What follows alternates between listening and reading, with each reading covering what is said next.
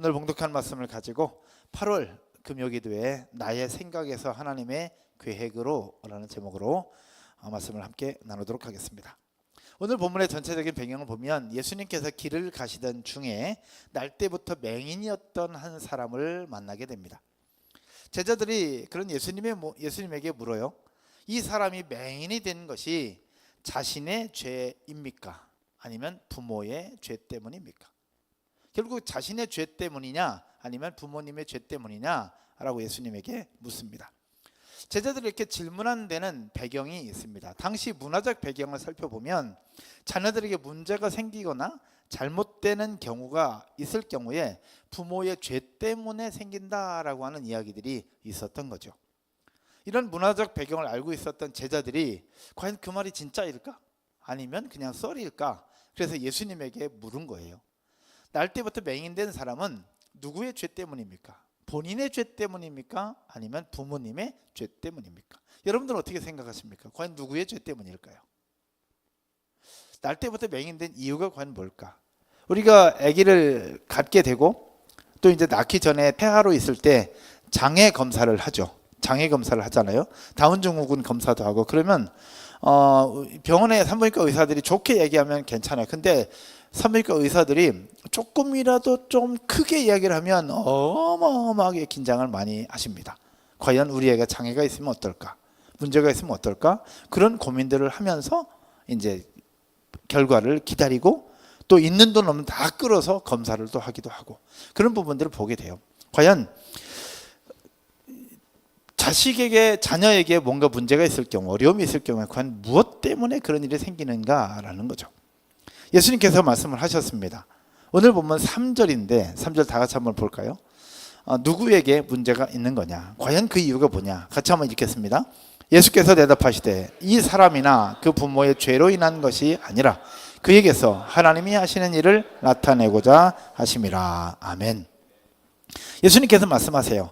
그가 맹인된 이유는 그의 죄값도 아니고 그의 부모의 죄값도 아니라 뭐라고요?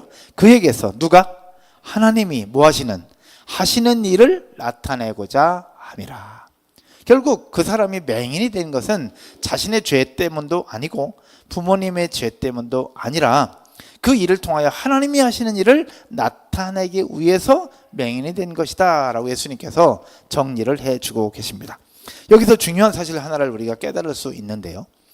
우리의 삶에 문제나 어려움이 만약에 생긴다고 했을 때 과연 그 이유가 무엇일까? 많은 사람들은 인과응보적 시각을 가지고 얘기하죠. 너한테 문제가 있는 거야. 그러니까 그 일이 생긴 거라고. 네가 기도를 제대로 안 하니까 그런 문제가 생긴 거 아닐까? 네가 11조를 제대로 안 하니까 그런 어려움이 생기는 거 아닐까? 네가 예배를 제대로 안 드리니까 그런 문제가 생기는 건 아닐까? 그렇게 인과응보적 시각을 가지고 누군가에게 책임을 떠넘기고 누군가에게 그 원인을 돌리는 부분들이 없지 않아 있죠. 우리가 사는 세상 속에 그러합니다. 오늘 본문을 비춰볼 때 그럼 우리의 삶을 한번 돌아보면 우리 삶에 문제나 어려움이 생길 수가 있는데 그럴 때 과연 이유가 뭐냐라는 겁니다. 우리의 죄악 때문일까? 아니면 부모님의 죄악 때문일까? 아니면 또 다른 문제가 있는 걸까? 우리 정확하게는 알 수는 없어요. 정확하게 알 수 없지만 생각해 보면 단 한 가지는 확실합니다. 우리의 죄값 때문에 생기는 문제라고 한다면 이 세상에 살아남아 있을 수 있는 사람은 과연 있을까라는 거죠. 만약에 우리 죄값 때문에 문제가 생긴다고 한다면 하루에도 수백 가지의 문제가 생겨야 되지 않을까요? 저 오늘 또 여기서 주차장에서 나가면서 불법 유턴 해가지고 중앙선 넘어서 좌회전 갔는데 가다가 빵 무슨 일이 생겨가지고 오늘 설교 못할 수도 있는 상황이 생기는 거예요. 저의 죄 때문에 문제가 생기는 거라면 여러분의 삶 가운데 문제가 생긴다고 해서 모든 것이 여러분의 죄 때문에 생기는 것이 아니라는 것을 우리는 기억해야 됩니다. 물론 우리는 다 알 수 없기에 우리의 죄의 문제 때문에 일이 터지는 경우도 있겠죠. 그러나 모든 것을 다 죄 때문에 생기는 문제라고 볼 수는 없다라는 겁니다. 나의 죄든 부모님의 죄든. 그렇다면 그런 문제들이 생기는 이유가 과연 뭐냐라는 겁니다. 예수님께서 정확하게 말씀을 하셨죠. 조금 아까 읽었던 3절 말씀 한 번만 더 보겠습니다. 3절 말씀에 이렇게 말씀하고 있습니다. 같이 읽겠습니다. 예수께서 대답하시되 이 사람이나 그 부모의 죄로 인한 것이 아니라 그에게서 하나님이 하시는 일을 나타내고자 하심이라. 아멘. 그에게서 하나님이 하시는 일을 나타내고자 하심이로 그 이런 일들이 생겼다라는 겁니다. 여러분, 여러분의 삶 가운데 풀리지 않는 문제나 어려움이 혹시 있다면 그것은 죄의 문제라기보다 여러분의 삶을 통하여 그 문제를 통하여 하나님의 영광이 드러나거나 하나님의 일하심이 드러나기 위한 축복의 통로요 또 하나의 과정이라는 사실을 믿고 다시 힘과 용기를 내기를 주님의 이름으로 축원드립니다. 여러분 아멘이십니까? 그래서 나에게 있는 어려움이 생겼다고 해서 그것 때문에 너무 좌절할 것이 아니라 그 속에서 분명한 하나님의 일하심이 있을 것이다, 하나님의 과정이 있을 것이다, 하나님의 역사가 있을 것이다 라는 생각들을 갖고 관점을 다르게 생각해서 나 중심의 관점이 아니라 하나님의 중심의 관점으로 돌아볼 수 있기를 주님의 이름으로 축복합니다. 그래서 오늘 설교 제목이 나의 생각에서 하나님의 계획으로예요. 오늘 본문을 잠깐 살펴보면 예수님은 그렇게 길에서 만난 맹인의 눈을 고쳐주십니다. 눈을 뜨게 해주죠. 그런데 성경을 잘 살펴보면요, 고쳐주시는 과정이 특별합니다. 조금 아까 읽었던 성경을 보면 땅에 침을 뱉어요. 땅에 침을 뱉어 그리고 진흙을 이깁니다. 그리고 그의 눈에 발라요. 거기서 끝나지 않아요. 그리고 나서 그 맹인에게 실로암 못에 가서 눈을 씻으라고 얘기를 합니다. 과정이 몇 가지가 있죠. 침을 뱉어 그리고 진흙을 이깁니다. 이 진흙 이긴 걸 눈에 발라요. 그리고 실로암 못에 가서 씻으라고 얘기합니다. 그냥 성경은 그냥 볼 수 있어요. 그런데 여러분도 알다시피 예수님이 누구예요? 하나님의 아들이에요. 예수님은 그렇게 하지 않고서도 고칠 수 있는 분입니까? 아닙니까? 그렇게 하지 않아도 고칠 수 있는 분이에요. 그냥 말씀만 하셔도 고쳐지는 거예요. 할렐루야. 그냥 그 진흙 안 이겨도 손만 대도 고치는 분이 예수님인 거예요. 할렐루야. 그냥 말씀으로도 고칠 수 있는 분이 하나님이에요. 그런데 그분이 왜 그렇게 하느냐고. 왜? 아무리 예수님이라 할지라도 예수님의 입에서 나오는 침 깨끗해요? 안 깨끗해요? 여러분 예수님의 입에서 나온 침 한번 맞아보고 싶은 사람 있어요? 맞아보고 싶은 사람. 아무리 예수님이라 할지라도 그의 입에서 나오는 침은 깨끗하진 않아요. 그런데 그 침을 진흙에 이겨. 진흙이 이긴 그 침과 진흙이 섞인 것을 그 맹인의 눈에 발라. 여러분 한번 생각을 해볼 때 맹인은 보지 못하니까 예수님이 뭘 하고 있는지 모를 거예요. 맹인은. 그나마 다행이야. 근데 옆에서 그 모습을 지켜보고 있는 사람들이 어떻게 생각해서 저거를 그렇게 생각하지 않았을까요? 그런데 거기서 끝나지 않아. 가서 실로암 못에 가서 씻으래요. 실로암 못에 가서 씻는다는 것, 이런 모습들을 쭉 살펴볼 때 예수님께서 말씀하시는 치료 방법은 도저히 이해가 되지 않습니다. 여러분 이해되지 않아요? 온라인으로 예배하시는 분들 이해 안 되죠? 그죠? 예수님의 치료 방법이 이해가 안 됩니다. 근데 여기서 따라서 해볼까요? 기적이 일어난다. 여기서 기적이 일어나요.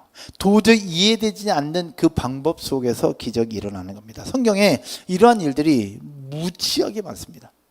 몇 가지만 얘기하면 언약궤를 맨 제사장과 백성들이 요단을 건너가는 방법. 몸에 거두는 시기에는 물이 언덕에 넘치더라. 그 시간 속에 요단 강물이 넘쳐 흐르는 그때에 그 강을 건너는 방법은 다리도 아니고 배도 아닌 넘쳐 흐르는 그 물에 너희가 먼저 발을 내디디라는 거였어요. 예수님이 상식이 없는 분이 아닌데, 하나님이 상식이 없는 분이 아닌데 그 상식이 없는 방법으로 지시를 하고 있어요. 거기에 순종했을 때 기적을 경험하게 되죠. 할렐루야. 여리고성 함락작전. 여리고성은 이중으로 된 철옹성입니다. 하나 무너뜨리면 또 있어요. 이 철옹성 같은 이 강력한 여리고성을 무너뜨리는 방법, 하나님의 방법은 무엇이냐? 전쟁이 아니었어요. 하루에 한 바퀴씩 돌면서 마지막 날은 7바퀴를 돌고 마지막에 주의 나팔이 불려질 때 함성을 부르는 거예요. 여러분 그러면 성 무너져요? 안 무너져요? 그렇게 한다고 무너지겠습니까? 안 무너져요. 아무리 소리를 질러도 무너지지 않습니다. 그런데 하나님 그렇게 하래. 그렇게 하래. 근데 백성들이 또 거기에 순종해요. 그 속에서 여리고성이 무너지는 것들을 직접 경험합니다. 할렐루야. 근데 반대로 아이성, 조그만 성이야. 그냥 눈 감고도 이길 수 있는 그 성. 그래서 눈 감고 이기려고 했어요. 그랬는데 꽝. 안 돼. 하나님의 방법은 아이러니예요.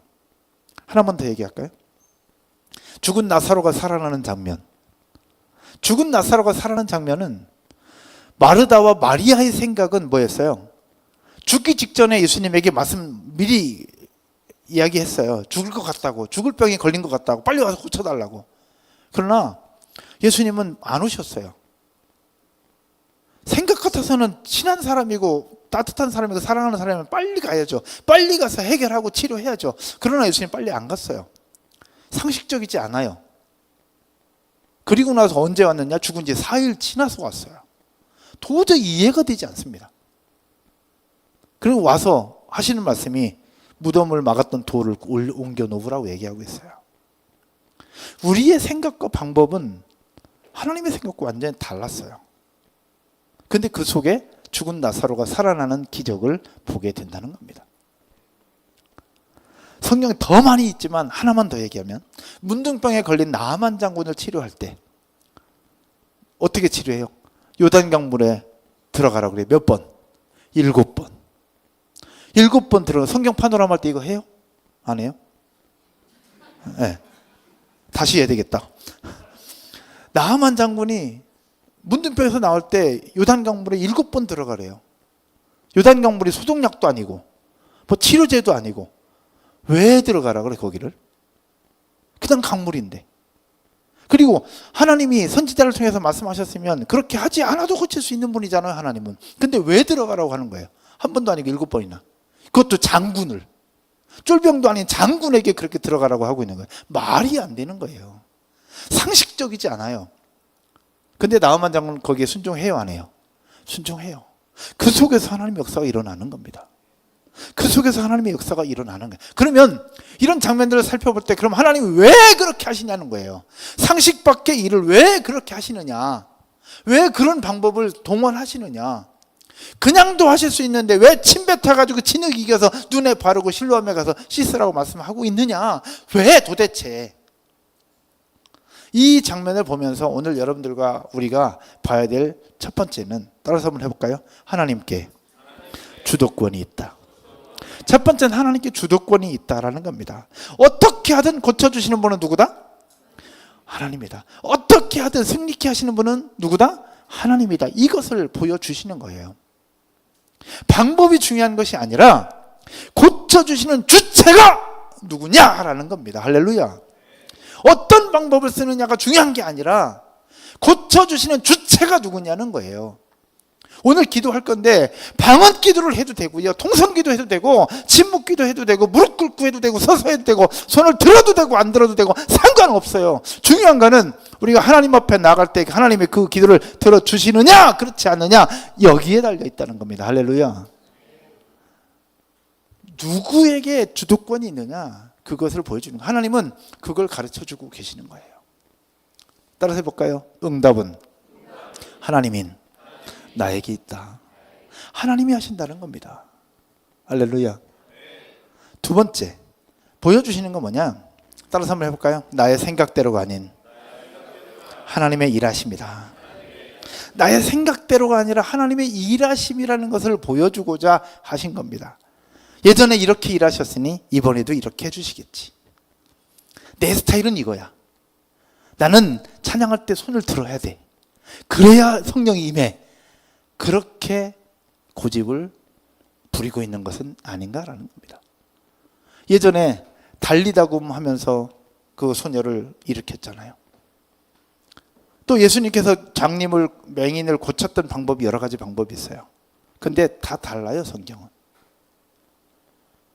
안진뱅이도 손을 일으킨 방법도 있고 말씀으로 하신 방법도 있어요. 중풍병자를 고치신 방법도 있고 내 자리를 들고 일어나라고 말씀하신 방법도 있고 다 근데 중요한 것은 누가 고쳤느냐? 바로 하나님인 거죠. 근데 그 하나님이 여기서 말씀하시는 건 무엇이냐? 따라서 한번 해볼까요? 네 스타일과 네 생각을 버리고 나의 계획을 따르라. 그 맹인이 예수님이 침을 뱉어서 진역을 이기는 이 모습을 만약에 봤다면 어땠을까요? 예수님이 맹인이 봤다면 할 수 있었을까? 은호 집사님, 예수님이 그렇게 하고 있었다면 본인이 순종하며 받을 수 있었을까? 제가 알고 있는 은호 집사님은 하셨을 것 같아요. 할렐루야. 현진 집사님 했을까? 하셨을 거라고 믿습니다. 하셨을 거예요. 여기 더 행복한 교회는 하셨을 거예요. 할렐루야. 근데 저 같은 경우는 했을까요? 저는 외골수적인 부분이 좀 있어요. 그래서 누가 억지로 시키는 건 잘 안 합니다. 그리고 이해되지 않는 거 잘 안 해요. 지금은 하는데 예전에는 그랬습니다. 근데 여기서 생각을 해보자는 거예요. 내 스타일은 이거야. 나는 이렇게 할 때 은혜를 받아. 나는 이렇게 할 때 은혜를 받아. 기도할 때 나는 꼭 방언으로 해야 돼. 그래야 나는 성령이 임해라고 하는 사람들이 있죠. 있을 수 있어요. 괜찮아요. 근데 중요한 것은 따라서 해볼까요? 그것만을 고집하는 것이 문제다. 그것만을 고집하는 게 문제예요. 여러분 예전에 그 뉴퀴즈 보다 보니까 뇌 과학자가 나와서 꼰대와 꼰대가 아닌 사람을 정의를 해주더라고요. 그게 제가 정리를 해놨는데 여러분 누가 꼰대인 것 같습니까? 어떤 사람이 꼰대일까요? 우리가 쭉 보면 우리 학생들 선생님한테 꼰대라고 얘기를 하고 막 하죠. 또 우리 젊은 사람들이 어른들한테 꼰대라고 얘기를 하죠. 누가 과연 꼰대일까? 꼰대의 정의가 뭘까요? 꼰대의 정의. 우리 덕인 집사님은 본인 스스로 볼 때 꼰대인 것 같습니까? 아닌 것 같습니까? 예, 맞는 것 같습니다. 우리 유은희 집사님은 본인이 꼰대인 것 같습니까? 아닌 것 같습니까? 스스로 인정하시는 겁니까? 예. 근데 제 얘기를 들으면 본인 스스로를 다시 재정의할 수 있을 것 같아요. 꼰대의 정의는 무엇이냐? 따라서 한번 해볼까요? 내가 경험한 것을 상대방에게 강요하거나 하라고 하면 뭐다? 꼰대다. 그리고 나서 생각하니까 권우한테 되게 미안하네. 미안해 권우야. 뒤에 민서 왔는데 민서도 미안해. 그러고 보니까 아빠가 꼰대네. 근데 이 하나님 앞에서의 모습도 내가 이렇게 했으니 너도 이렇게 해. 내가 이렇게 해서 은혜 받았어. 이번 수련회 가서 내가 은혜 받았어. 너도 반드시 가야 돼. 찬양할 때 내가 손을 드니까 은혜가 임하더라. 너도 들어야 돼. 그렇게 놓고 자기는 손 들지 않은 상태에서 은혜 받았어. 근데 찬양 인도자가 손 들으래. 나는 안 들어야 은혜가 되는데 왜 자꾸 들으라고 그러는 거야. 그런 거. 따라서 해볼까요? 하나님의 일하심에는 내 생각이 아니라 하나님의 계획 속에 나를 드릴 때 하나님의 은혜가 있다. 여러분 아멘이십니까? 물에 빠진 사람을 건지는 방법은 언제 타이밍이 있어요. 빠지자마자 들어가면 둘 다 죽는데요. 언제 들어가야 되느냐? 물에 빠진 사람이 지쳤거나 힘에 빠졌을 때 건져낼 수 있대요. 왜냐하면 아직 힘이 있으면 구하러 간 사람까지 잡아 당기니까 둘 다 죽는다는 겁니다. 예전에 제가 머리 감으러 갔을 때 머리 감는데 머리 감는 분이 초짜인 것 같아요. 초짜인 것 같아서 머리를 깎고 머리 감으려면 이렇게 누워 있잖아요. 근데 제가 머리에 힘을 막 주고 있었던 거예요. 초짜인 것 같아서 불안해가지고 힘을 막 주고 있었더니 힘 빼세요. 힘 뺀다고 뺐는데 계속 주고 있는 힘 빼세요. 그래서 도와드리려고 힘 빼야 제가 감겨드릴 수 있어요. 힘 빼야 제가 힘을 빼야 할 수 있는 거예요. 결국 하나님의 기적을 보는 거, 하나님의 일하심을 볼 때는 언제냐? 따라서 해볼까요? 나의 힘을 빼고 하나님 앞에 맡길 때, 그때 하나님의 역사를 볼 수 있다는 겁니다. 그래서 나의 생각을 내려놓고 나의 계획을 내려놓고 하나님의 일하심에 맡기는 것. 말씀의 결론을 맺으려고 합니다. 우리는 늘 기도합니다.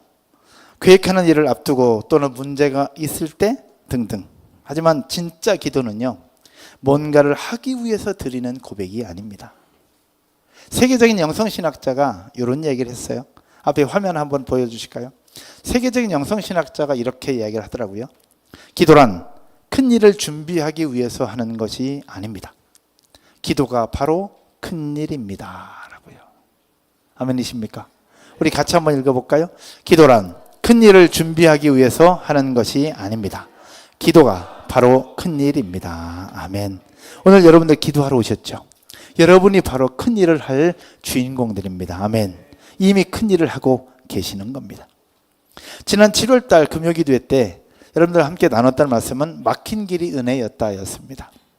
미국에 가려고 했을 때 제가 생각했던 방법은 종교 비자가 제대로 나와서 가족들과 함께 멋지게 비행기 타고 출국하는 것이었습니다. 그런데 하나님은 그 길을 막으셨고 다른 길을 열어주셨어요. 근데 미국 갈 때뿐만 아니라 교회를 개척할 때도 그러했어요. 원래 제 생각은, 여러분 아시는 분들은 아실 것인데, 원래 제 생각과 계획은 호메실 쪽에 교회를 개척하고 그쪽에 있는 수원 가까운 근교의 지역에 있는 젊은이들과 함께 목회하는 것이 첫 번째 계획이었습니다. 그런데 다른 목사님께서 그곳에 개척을 하신다고 하셨어요. 그래서 막혔습니다. 그 다음 해에 개척해야 되겠다라고 했을 때 또 다른 목사님이 개척을 하신다고 하셨어요. 그래서 또 막혔습니다. 개척을 준비하고 있을 때 모 장로님, 존경하는 장로님께서 또 저를 불러서 한 말씀 하시면서 제 속에 서운함들이 싹트기 시작할 그때였습니다. 원래 생각은 호메실이었다가 그 다음 년이었다가 그 다음 계획이었습니다. 그런데 그 길이 하나씩 다 막히는 겁니다. 실망하고 있을 때 그때 제게 주셨던 말씀이 바로 테바의 말씀이었습니다. 애기 모세를 담았던 갈대 상자, 그리고 노아와 그의 가족들이 올라탔던 방주. 테바의 특징은 안에서 본인이 할 수 있는 것이 아무것도 없습니다. 엔진도 없고요, 핸들도 없습니다. 본인이 할 수 있는 것이 없습니다. 그냥 물 위에 떠서 주께서 인도하시는 대로 가라 하면 가고 멈추라 하면 멈추고 있으라 하면 있고, 결국 나의 힘을 빼는 것이었습니다.